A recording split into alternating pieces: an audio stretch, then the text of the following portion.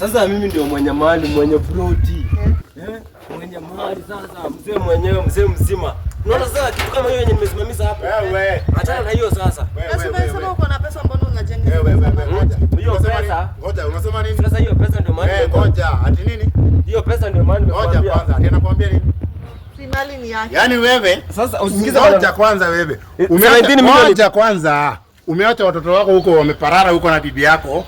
Hawaogi, hawajipaki mafuta. Usikize maneno ya watu. Sasa ana bibi. Ako na bibi na watoto watatu. Nasema ameacha bibi, mali gani yake? Na amesema ako na 70 million. Huyo kwanza nafaa tuchome. Huyo hata julikane huko. Unaona? Ameacha bibi. Ameacha bibi nyumba. Ngoja kwanza. Wewe si nyingi sana. Wewe wacha tiga mangana umo.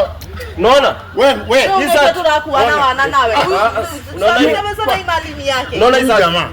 Isa tunakuwa watoto wameparara. Mguu na kaki tabia maji. Zimechora. Sasa watoto wanadanganya sasa. Ngoja wewe ngoja kwanza. Huwezi ingia. Huyu hawezi kuingiza box. Mimi siwezi kubali. Si size yako. Ameacha bibi na watoto huko. Mali ama maneno. Hata ile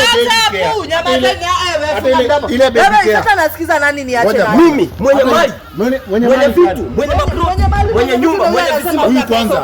Huyu amefungiwa nyumba. Huyu anakupeleka wapi? Amefungiwa nyumba. Labda yakupeleka kwa ile nyumba ya kuku. Wewe utakubali kukulia kwa nyumba ya kuku? Kwa nyumba ya kuku kwa nini? Nyumba ya kuku ndio yako. Na nitajaribu sana ndio ni mwenda wapi? Na? Mwenda wapi wewe? Mkokotee mao. Taandika hapa.